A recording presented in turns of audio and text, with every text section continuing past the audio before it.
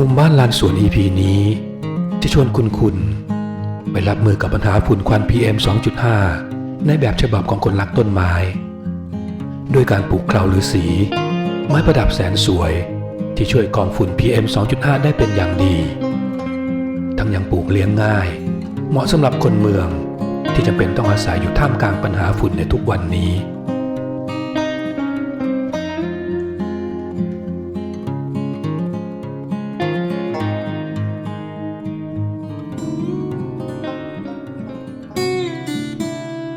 เคราฤาษีหรือมอสสเปนหลายคนฟังแค่ชื่อแล้วอาจจะเข้าใจผิดคิดว่าเป็นพืชในตระกูลมอสและเฟิร์นซึ่งจะเป็นพืชโบราณชั้นต่ำที่ไม่มีดอกไม่มีท่อลำเลียงและขยายพันธุ์ด้วยสปอร์แต่ในความเป็นจริงแล้วเคราฤาษีเป็นพืชตระกูลเดียวกันกับสับปะรดซึ่งจัดอยู่ในตระกูลพืชชั้นสูงที่มีดอกและเมล็ดมีถิ่นกำเนิดในทวีปอเมริกาตั้งแต่บาฮามาสเม็กซิโกสหรัฐอเมริกาอเมริกากลางไปจนถึงอเมริกาใต้เดิมทีชนพื้นเมืองจะเรียกพืชชนิดนี้ว่าต้นไม้หนวด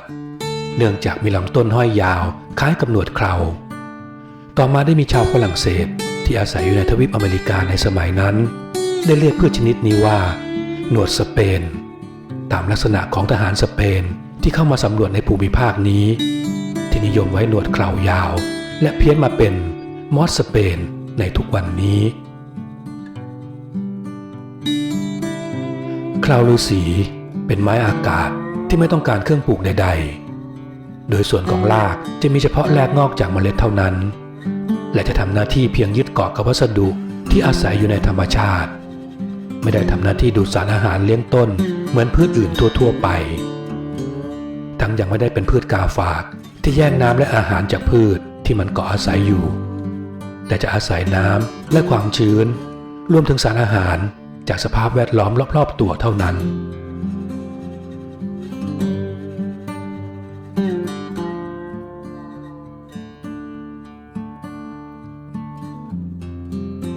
เคราฤาษีจะมีลำต้นทอดยาวเหลี่ยวเล็กคล้ายเส้นได้ใบเล็กแหลมยาวประมาณ 2.5 ถึง 5 เซนติเมตรโดยจะมีเกล็ดเล็กๆสีเทาเงินที่เรียกว่าไตรโครมปกคลุมอยู่ทั่วไปทำหน้าที่ช่วยสะท้อนแสงและเก็บความชื้นให้แก่ต้นดอกขนาดเล็กจิ๋วมีกลิ่นหอมอ่อนมักออกในช่วงฤดูหนาวดอกจะบานเพียง 2-3 วันก่อนจะร่วงโรยไปการปลูกเลี้ยงเคราฤาษีมีทั้งส่วนที่ง่ายและยากที่ง่ายคือ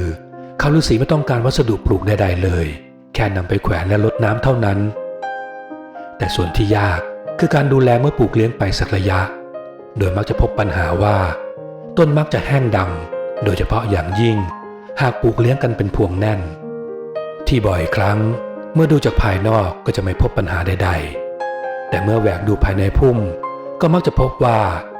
ต้นที่อยู่ด้านในจะแห้งดำเนื่องจากน้ำและอากาศถ่ายเทไม่สะดวกนั่นเอง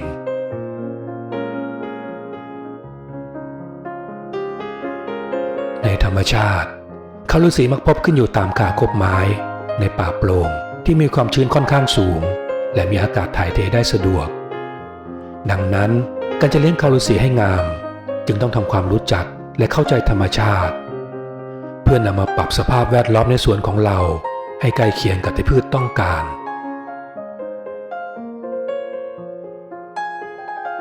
สรุปโดยย่อคือต้องควบคุมสมดุล3ปัจจัยหลักคือปัจจัยแรกน้ำและความชื้นเนื่องจากเคราฤาษีเป็นไม้อากาศดังนั้นจึงต้องอาศัยความชื้นในสภาพแวดล้อมเพื่อการดำรงชีพหากปลูกแบบเป็นกลุ่มแน่นก็ให้หมั่นสางเพื่อไม่ให้เกิดความชื้นสะสมที่ด้านในพุ่มมากจนเกินไปจนเกิดปัญหาเชื้อราตามมาได้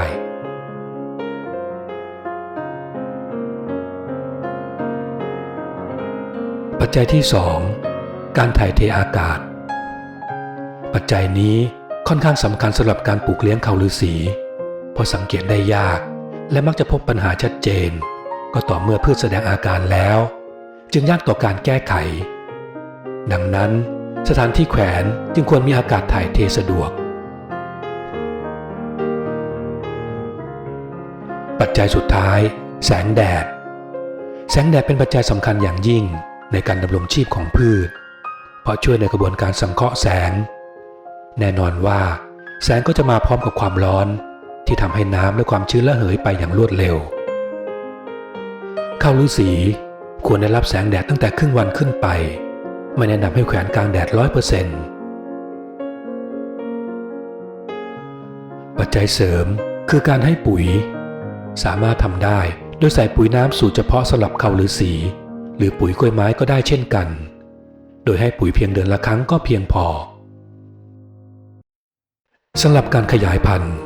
สามารถทำได้ง่ายๆด้วยการแยกเส้นที่ร่วงหล่นออกมา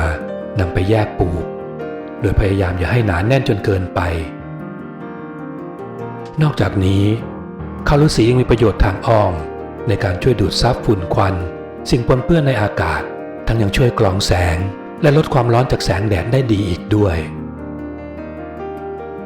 ในปีพ.ศ. 2557 ถึง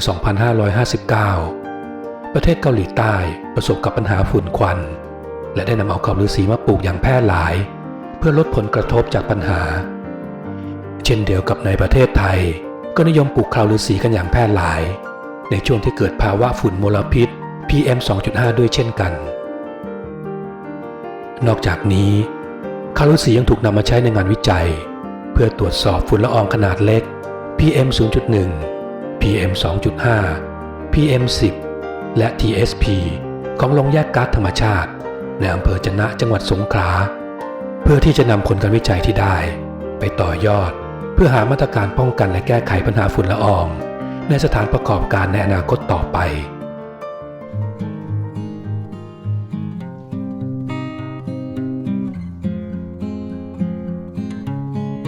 ขอบคุณที่รับชมโปรดกดติดตามและรับชมสาระดีๆเพิ่มเติมได้ที่ในช่องกันนะครับ